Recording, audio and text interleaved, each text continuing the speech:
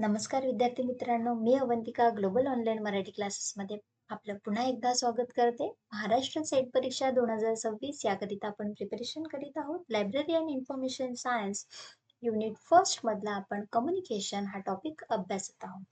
मागच्या व्हिडिओत आपण कम्युनिकेशनचे कन्सेप्ट बघितले होते, टाइप्स बघितले होते आणि चॅनल्स बघितले होते. आज आपल्याला कम्युनिकेशनचे मेथड्स काय आहे ते जाणून घ्यायचे आहेत. So communication have two methods. First is verbal communication and second is non-verbal communication. So verbal communication काय आहे हे बघणार आहोत आपण. verbal communicationलाच मराठीत शाब्दिक संवाद असे म्हणतात. The term verbal means the use of word. जिथे ज्या कम्युनिकेशन मध्ये शब्दाचा वापर केला जातो त्याला आपण verbal communication असे म्हणतो. In verbal communication, the message is transmitted in verbal form. जो message आहे, संदेश आहे, तो आपण कशा verbal form मध्ये ट्रान्समिट करतो. त्याला म्हणजे message जो आहे तो verbal form मध्ये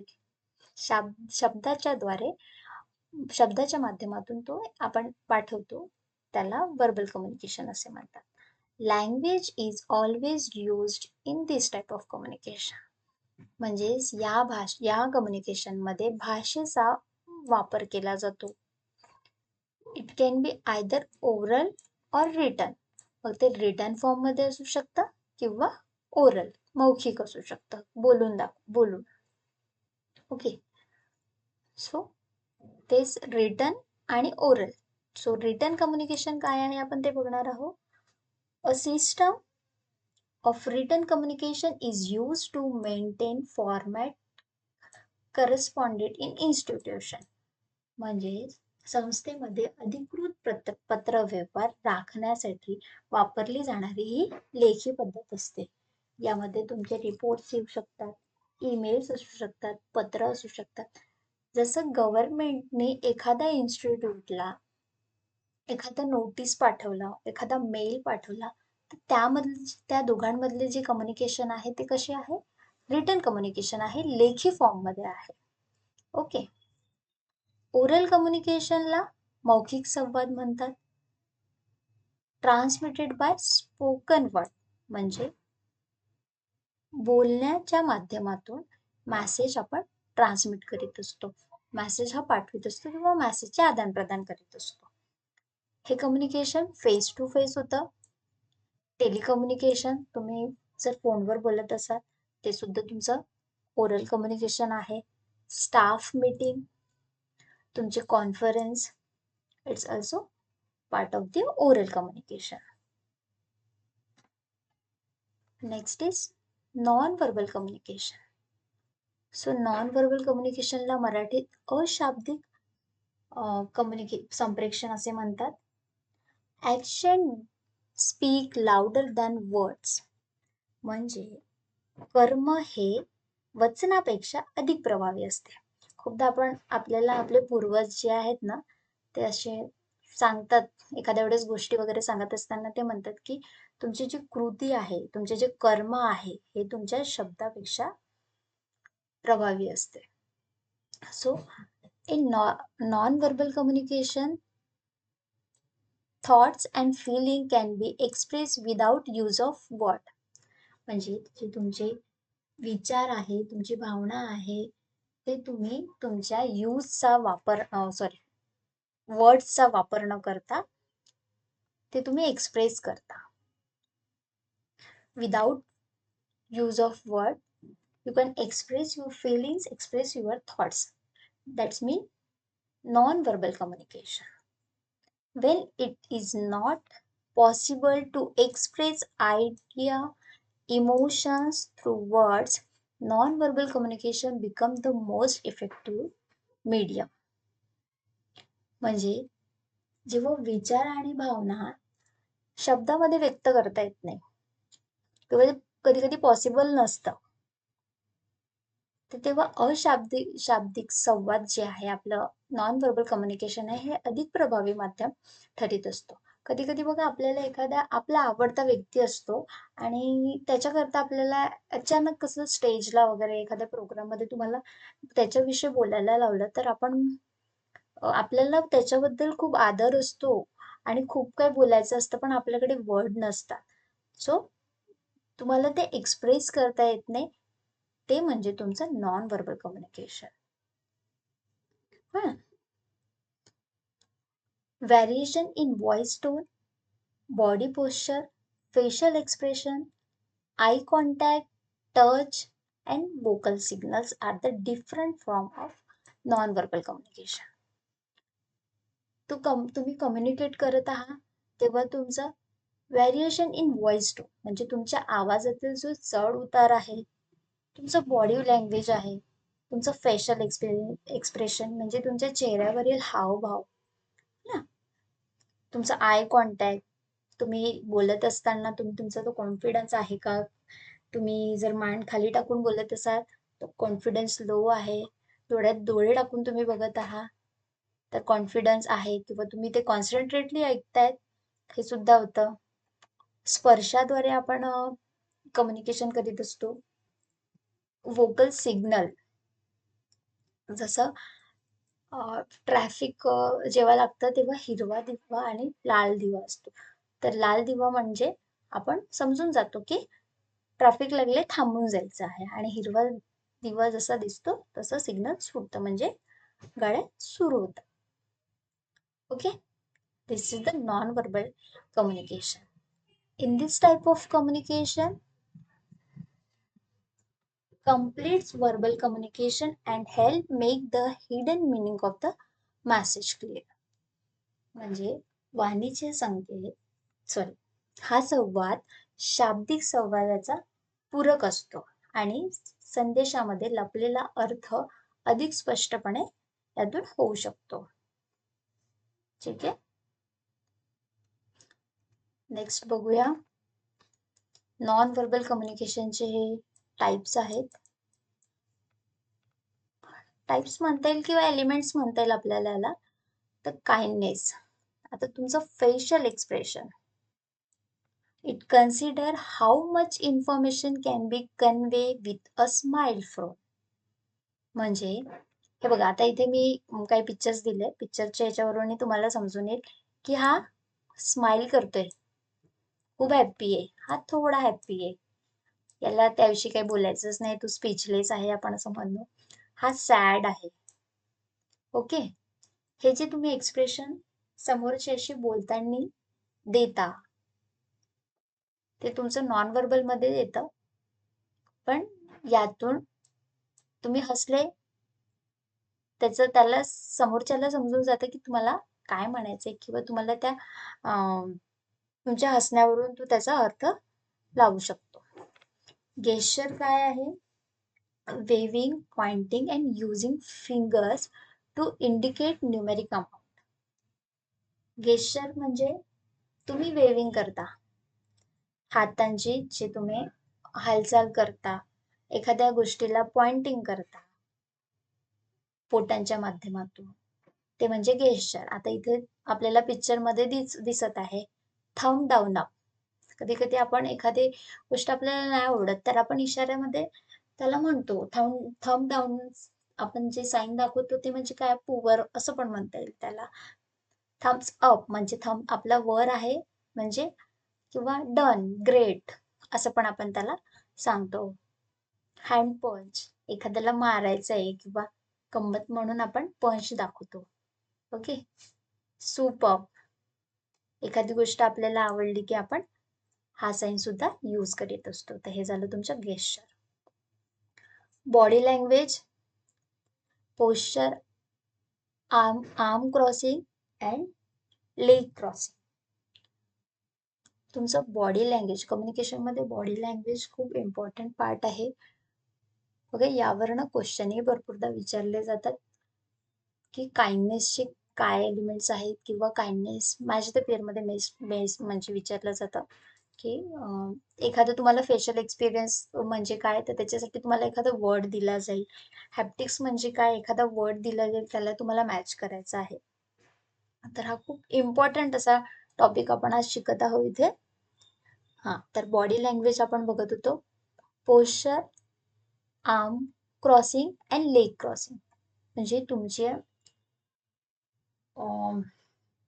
जी बॉडी लँग्वेज आहे त्याला आपण काय म्हणू शकतो, शारीरिक भाषा, हो ना. ते सुद्धा खूप कम्युनिकेशनमध्ये इम्पॉर्टंट आहेत. जसं की एखाद्या इथे एक मुलगी आहे, ती काय करते, टचिंग फेस करते, है ना. आता होऊ शकते ती काही विचारात आहे. आता एकीने फोल्डेड लेग केलेला आहे, त्याच्यावरून समजणारा काय समजू शकतो, ते आहे इथे क्लॅपिंग हँड्स, म्हणजे वा, अतिउत्तम असं तो म्हणत असेल. क्लोज्ड आर्म, एखादे सिनियर असेल, तो आपल्या ज्युनियरची गोष्ट ऐकत असेल. स्माइल, जे तुम्ही हॅपी आहात, है ना. हे सगळं जे आहे ते बॉडी लँग्वेजचे पिक्चर्स आहेत, जे की हा इम्पॉर्टंट पार्ट आहे कम्युनिकेशन मध्ये. I gauge, looking, starring and blinking.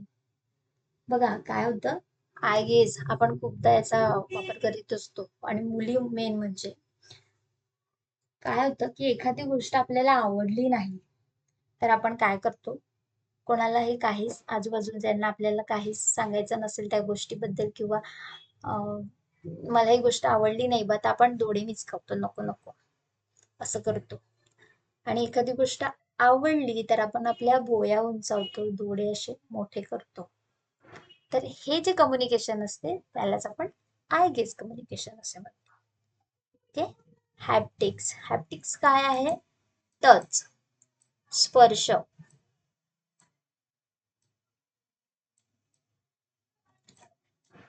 स्पर्श एखाद्याशी, एखाद्या, आता मला मी सांगू शकते की जसं लहान बाळ असतो, त्याला बोलता येत नाही, पण त्याला एखादी वस्तू हवी असेल, तर तो काय करेल, त्याच्या आईला हात लावेल, त्या वस्तूला हात लावेल आणि म्हणेल की आई मला ही वस्तू घ्यायची आहे, म्हणेल मीन्स तो स्पर्शाद्वारे तो आपल्या आईशी कम्युनिकेट करेल की मला ही गोष्ट घ्यायची आहे. ओके.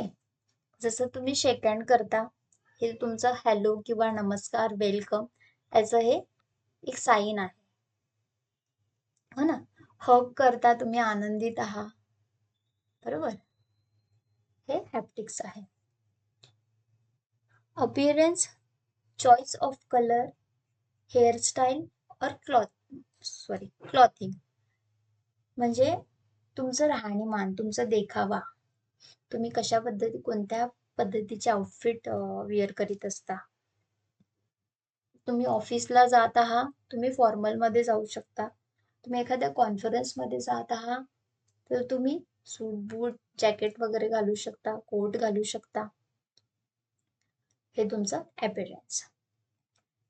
जर काइंडनेसचे एलिमेंट्स विचारले तर त्यात हे या गोष्टीचा समावेश होतो. खूप तुम्हाला समजत असेल.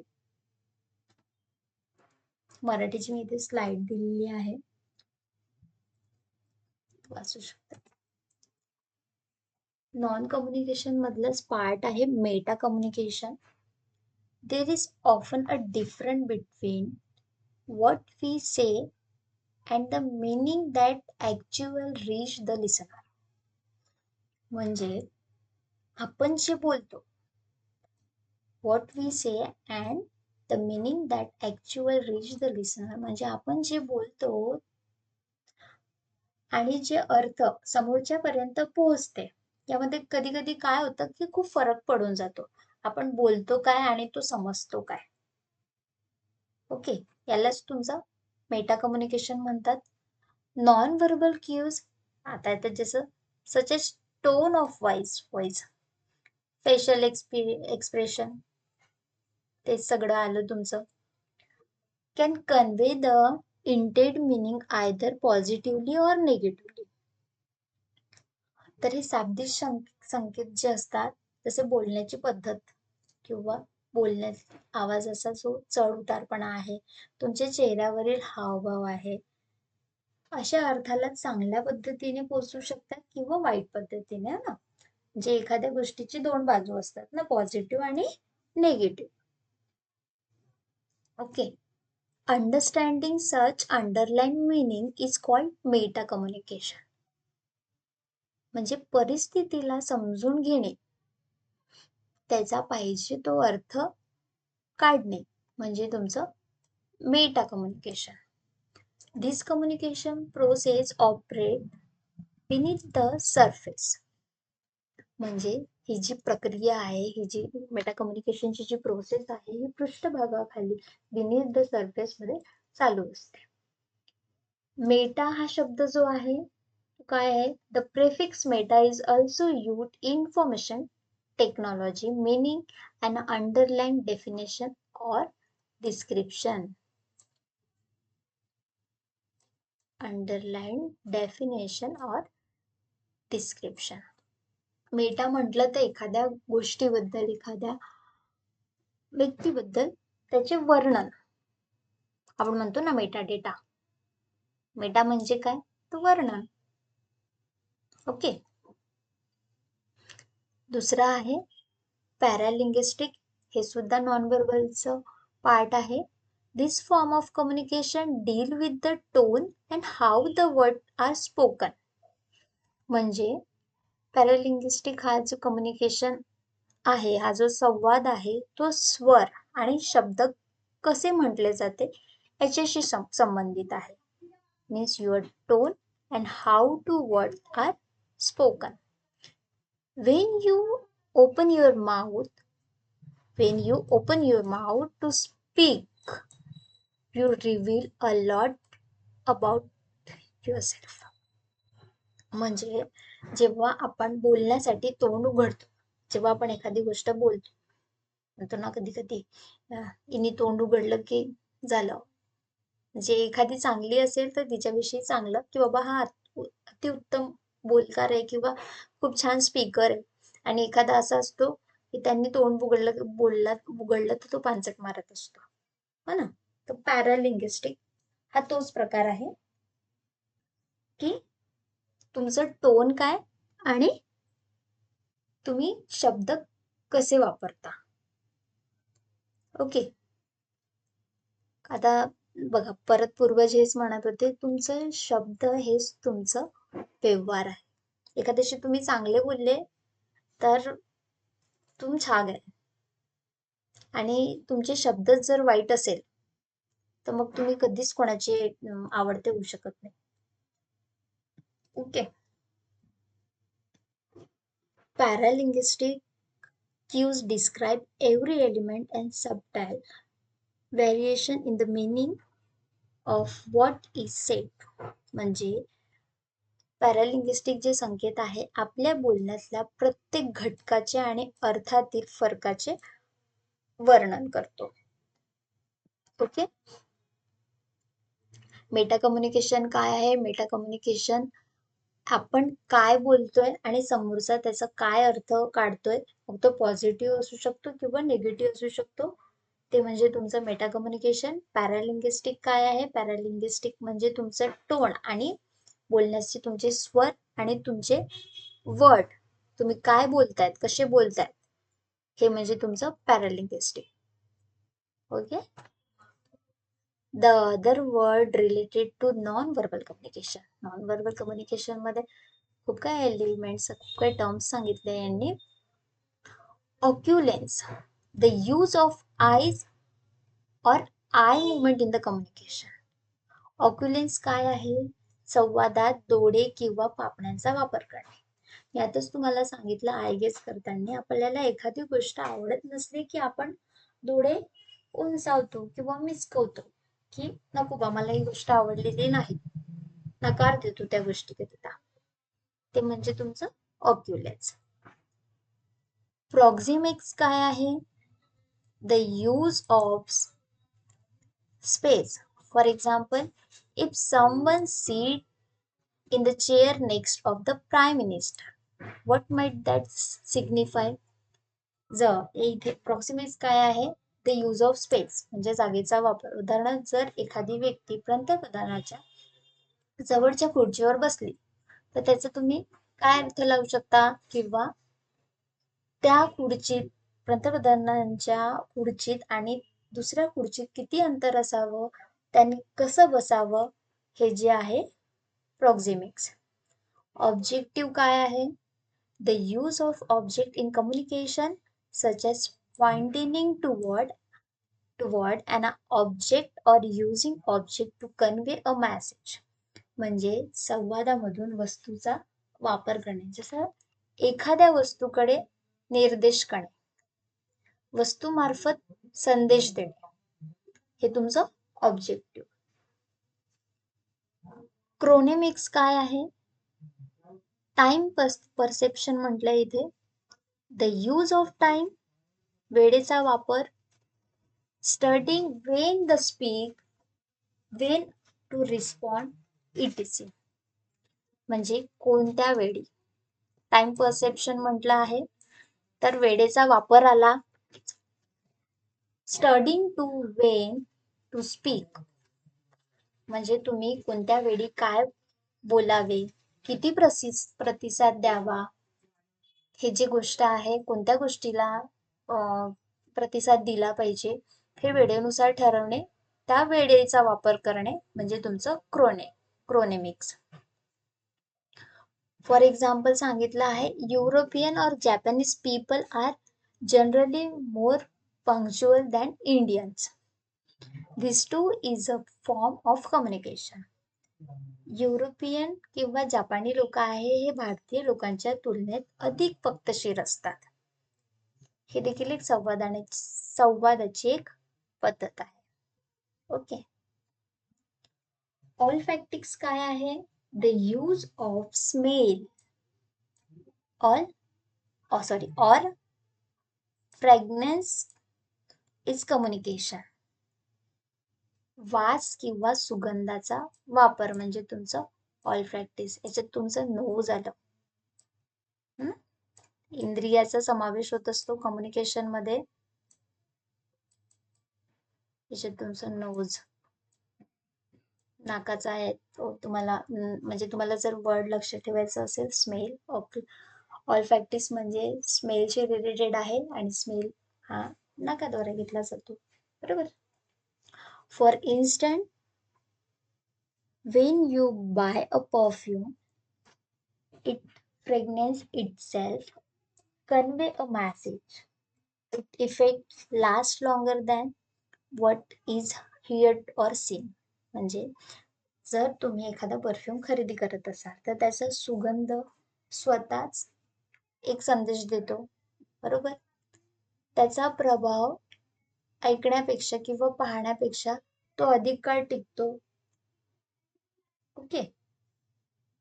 हे झालं तुमचं ऑल्फॅक्टिक्स.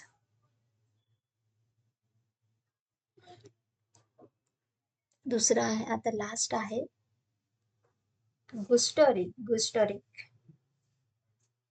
द यूज ऑफ टेस्ट म्हणजे तुमचं टंग आलं. Okay.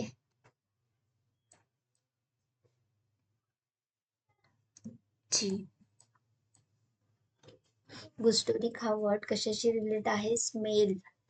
Taste means your tongue. जिभेद्वारे आपण एखाद्या गोष्टीचा आपल्याला चव समजत असते. ओके. एक्सप्रेसिंग फीलिंग और experience through taste.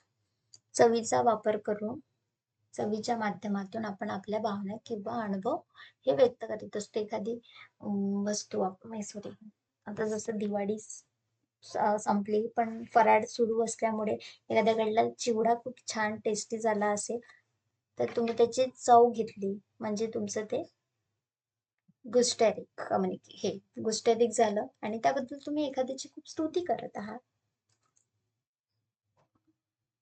Okay. Communication theory आता बघूया. कम्युनिकेशन थेअरीलाच मराठीत संप्रेषण उत्पत्ती आपण असं म्हणतो. The origin of communication theory is linked to develop of information theory in the early 1920. माहिती सिद्धांताच्या विकासाशी हे निगडीत आहे 1920 20च्या दशकात या थेरीची सुरुवात झाली होती.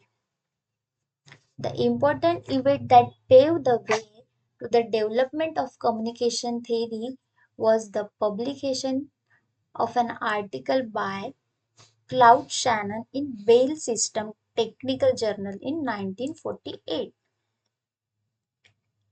संप्रेषण सिद्धांताच्या विकासाचा पाया घालणारी एक महत्वाची घटना होती. ती म्हणजे कोणती?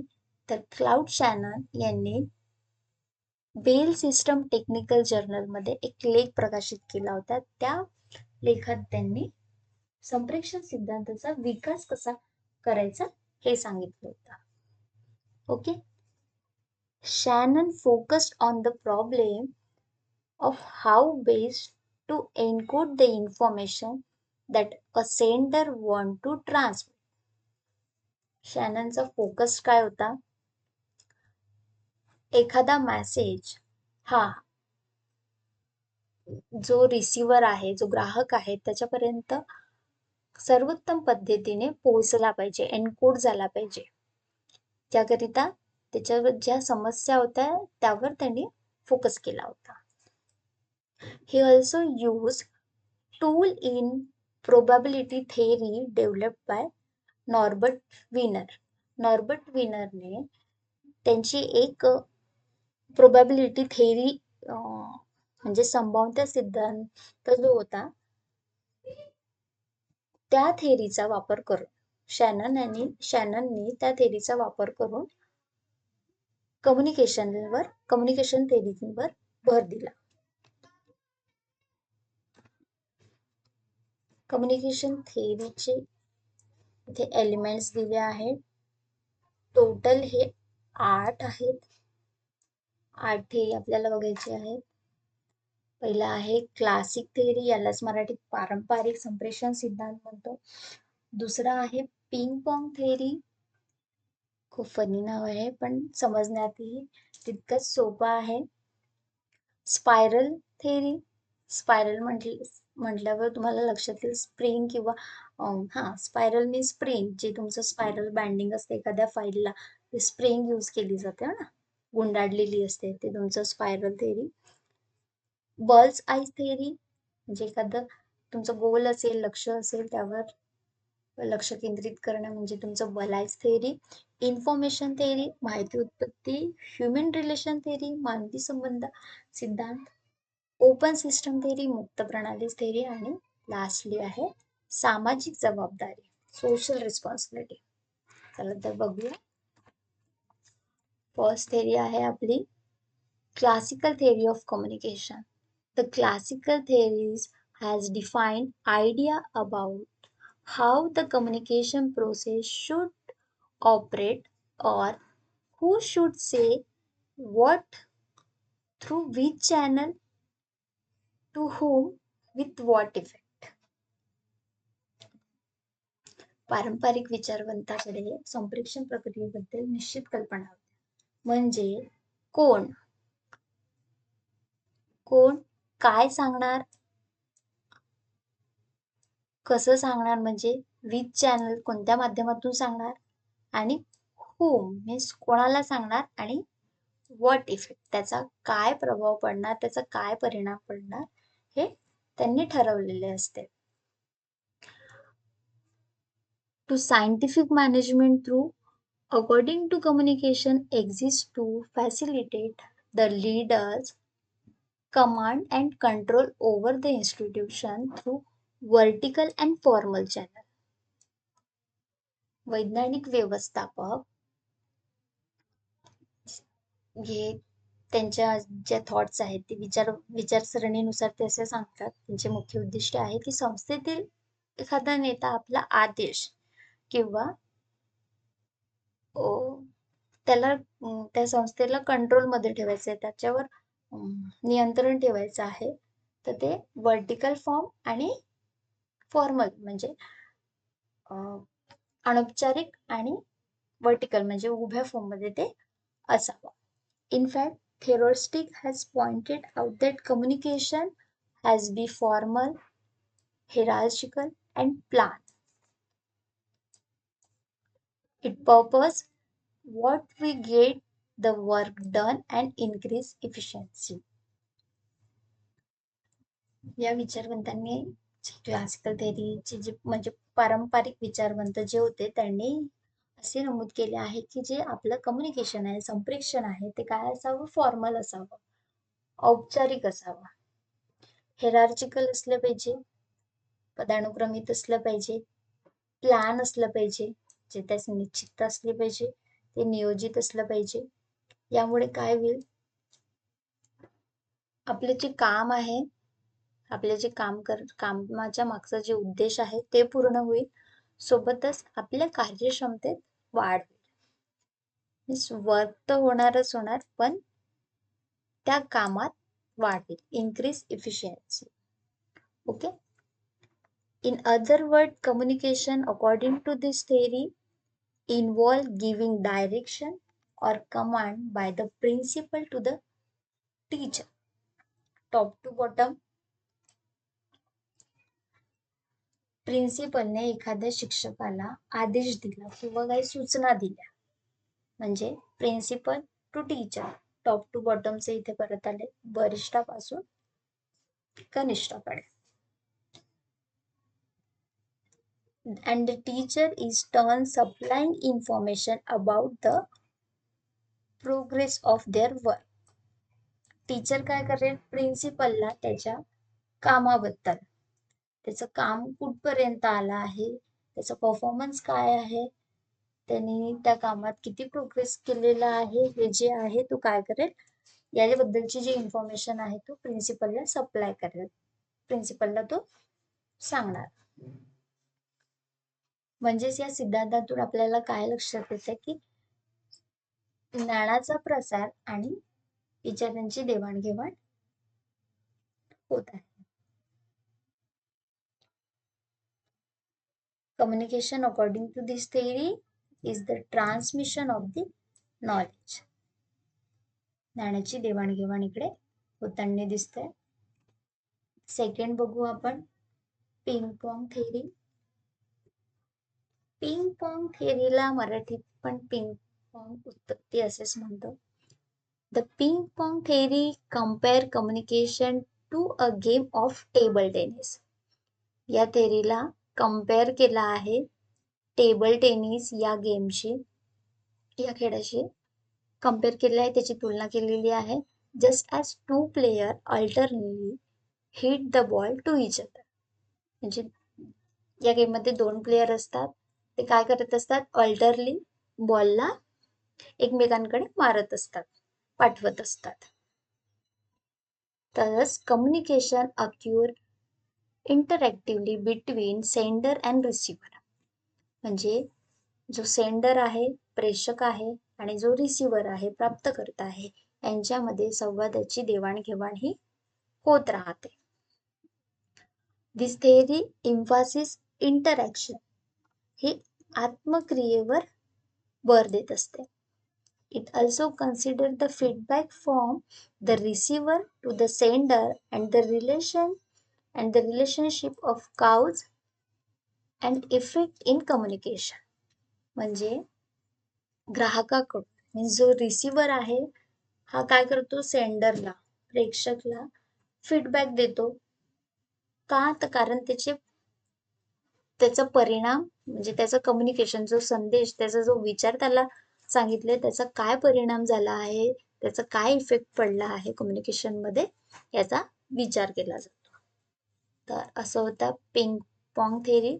याला लक्षात ठेवायसाठी तुम्ही टेबल टेनिस लक्षात ठेवू शकता.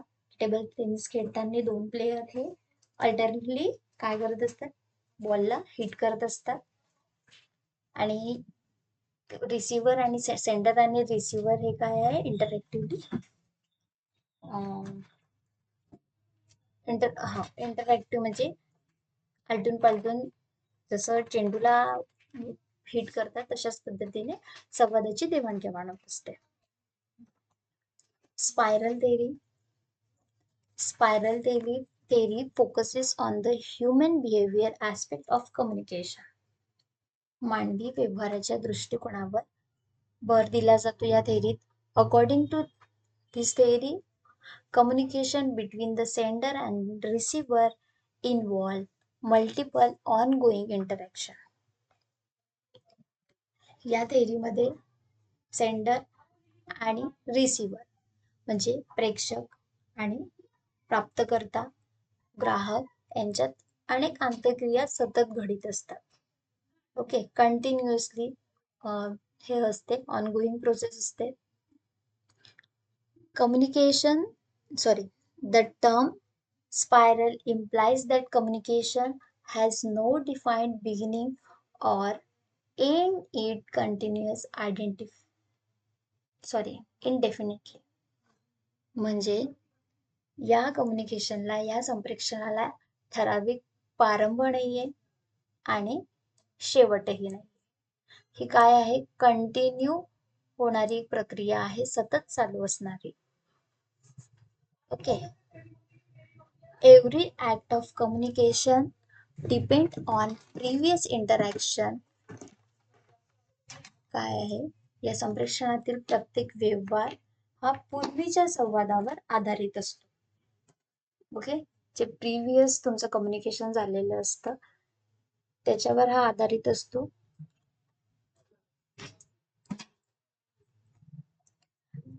त्यामुळे कम्युनिकेशन काय होते? स्थिर असते. म्हणजे every act of communication depend on previous interaction. बरोबर, पूर्वीच्या ज्ञानावर आधारित असते. Hence communication is not static act but a dynamic process. म्हणजे ही प्रक्रिया काय आहे? स्थिर आहे, स्थिर नाही, नॉट स्टॅटिक, स्थिर नाही आहे, तर ती डायनॅमिक आहे, म्हणजे गतिमान आहे, गतिशील आहे. Bull's eye communication was proposed by psychologist Bull. Bull eye communication ही कोणी प्रपोज केली आहे? जो मानसशास्त्रज्ञ बॉल होता त्यांनी मांडली आहे. According to this theory, sender communicates with the receiver to bring about intellectual, emotional and behavior change.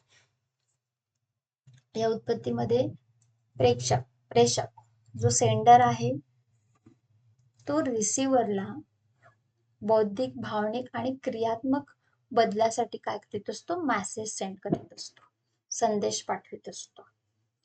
Through this message the receiver gain proper understanding which is reflected in the change in their behaviour.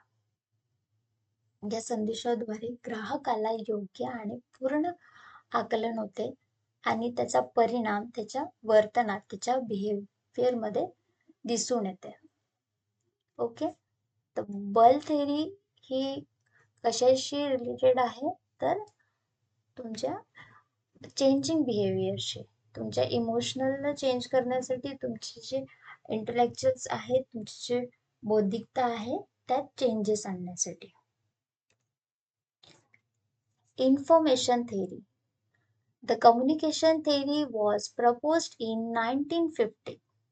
1950 मध्ये ही theory मांडली गेली.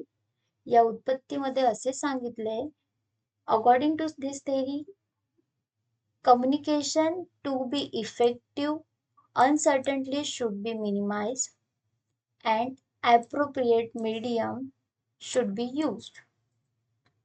म्हणजेच प्रभावी संप्रेषणासाठी, effective कम्युनिकेशनसाठी अनिश्चितता कमी असावी, योग्य माध्यमाचा, ॲप्रोप्रिएट मीडियम्सचा इथे वापर केला पाहिजे. If the sender selects the meaningful message and transmits it through the proper channel, the receiver understands the message and respond accordingly. जसं तुम्ही एक सेंडर हा रिसीव्हरला एखादा मेसेज पाठवत आहे, तर तो मेसेज योग्य पद्धतीने, योग्य माध्यमाद्वारे पाठवला पाहिजे. त्यातून काय होईल? रिसीव्हर तो मेसेज चांगल्या पद्धतीने समजू शकेल, म्हणजे तो त्या मेसेजचा अर्थबोध करू शकतो आणि त्याच्यावर प्रतिक्रिया देऊ शकतो. तो रिस्पॉन्ड करू शकतो किंवा त्या मॅसेजच्या अकॉर्डिंग तो फीडबॅक देऊ शकतो. So this is the information theory. 6वी आहे आपली human relation theory of communication. This theory originated following the Hawthorne studies in 1930s. 1930च्या दशकातील हावथॉर्न स्टडी नंतर ही स्टडी जी आहे ह्युमन रिलेशन थेअरी हे उदयास आली. Efforts were made to understand the distortion and gap that frequently exists between the message sent and those received.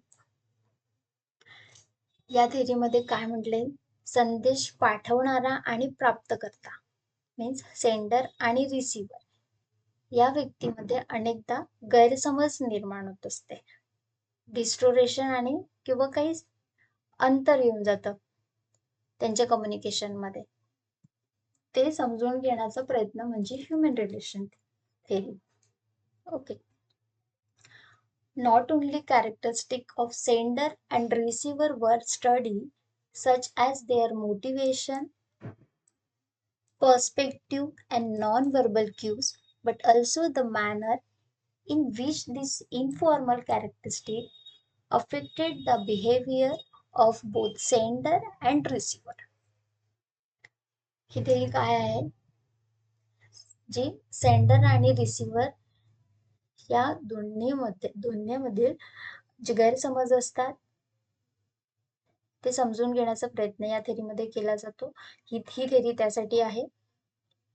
याचा सिद्धांत काय आहे की फक्त सेंडरच नाही, रिसिव्हरच नाही, फक्त सेंडर आणि रिसिव्हर यांच्या गुणवैशिष्ट्याचा, जसे की त्यांचं मोटिवेशन, त्यांचं पर्स्पेक्टिव्ह म्हणजे त्यांचा दृष्टिकोन, नॉन व्हर्बल क्यूज जे अवाचिक संकेत आहे, अशाब्दिक नॉन व्हर्बलचे जे क्यूज आहेत, संकेत आहेत, याचा अभ्यास यात केला नाही, तर यात काय अनौपचारिक घटकाचाही वापर केलेला आहे.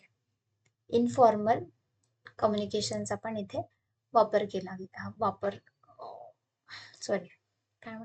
वापर आणि यांचाही अनौपचारिक फॉर्मलचा विचारच नाही, तर याच्यात इनफॉर्मल कम्युनिकेशन आहे. इनफॉर्मल कम्युनिकेशनचे जे काही एलिमेंट्स आहेत, जे काही घटक आहे, त्याचाही यात विचार केला आहे. त्याच्यामुळे काय होईल, जो युजर्स आहे जो रिसिव्हर आहे त्याच्या वर्तनात, बिहेवियर मध्ये काय परिणाम दिसून येईल, ओके, काही चेंजेस दिसून येतील.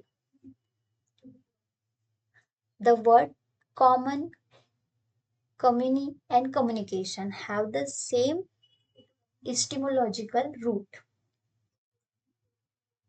कॉमन, कम्युनी आणि कम्युनिकेशन हे काय समान वृत्ती असलेले शब्द आहे. In this context, communication can be defined as the exchange of meaning. हे काय आहे, संप्रेषण म्हणजे काय, जे अर्थाची देवाणघेवाण करत असते. ओके, अर्थाची देवाणघेवाण म्हणजे संप्रेषण. Such as exchange, however, necessitates that knowledge about the psychosocial makeup of the sender and the receiver be acquired. अशी देवाणघेवाण यशस्वी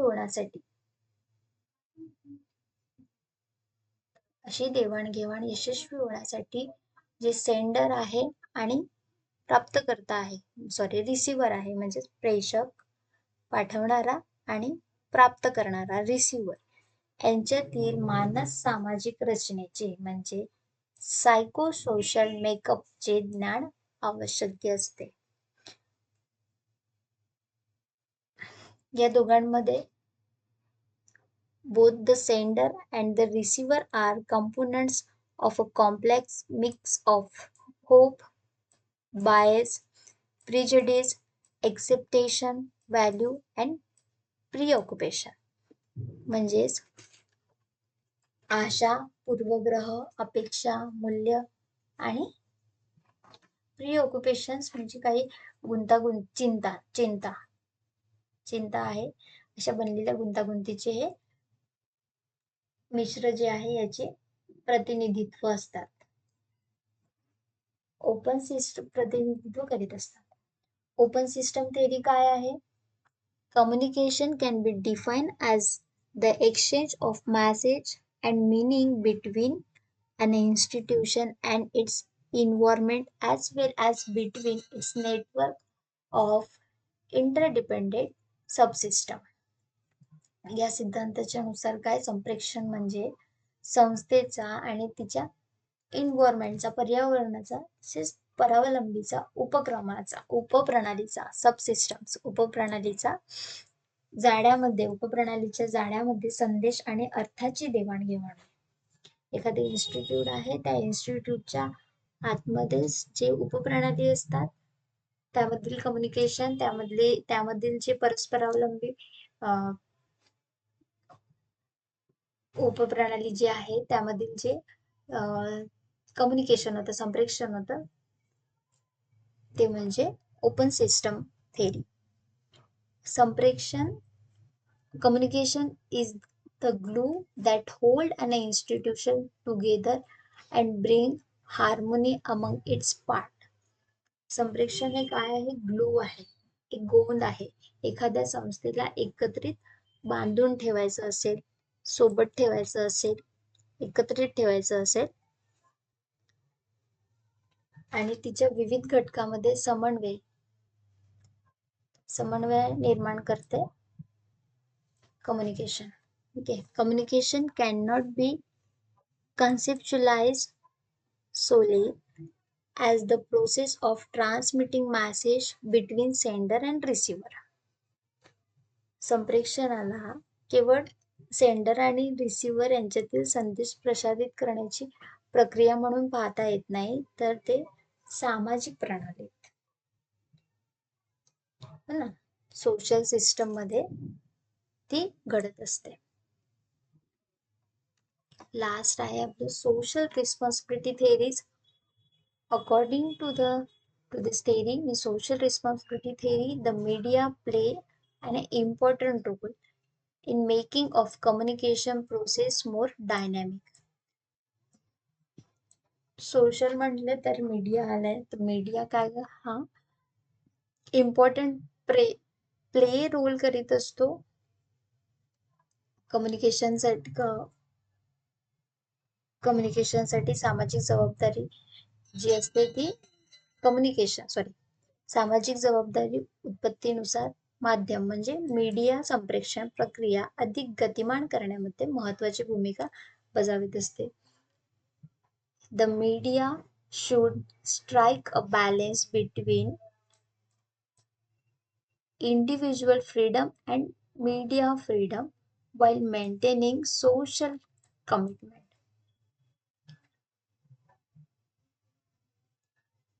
मीडिया जी आहे, माध्यमांनी काय केले पाहिजे, लोकांच्या इंडिव्हिज्युअल फ्रीडम, वैयक्तिक स्वातंत्र्य आणि माध्यमिक स्वातंत्र्य, म्हणजे माध्यमांची मीडिया फ्रीडम जी आहे यामधील दोघांमधील सामंजस्य, जे समतोल राखण्यासाठी, जोपासण्यासाठी माध्यमाचा वापर केला जातो.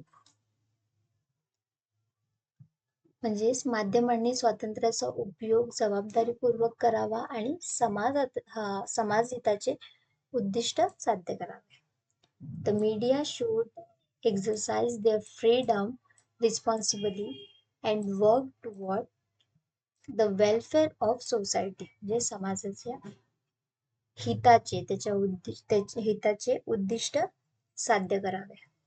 ओके, तुम्हाला टॉपिक समजले असतील. काही क्वेरीज असेल तर तुम्ही कमेंट्स बॉक्सला तुम्ही तुमचे क्वेश्चन्स जे आहेत, काही क्वेरीज असतील, काही डाऊट्स असतील तर तुम्ही मला नक्की विचारू शकता. खूप इम्पॉर्टंट टॉपिक आपण घेतलेला आहे हा. तुम्हाला पेपर 1 आणि पेपर 2 दोन्ही करता तेवढाच इम्पॉर्टंट आहे. आपण एकदाच याचा छान अभ्यास करून घेतला, आपण पूर्ण कन्सेप्ट एकदाच याचे क्लिअर करून घेतले, तर पेपर 1 आणि पेपर 2 ला वेगळी स्टडी करायची गरज पडणार नाही.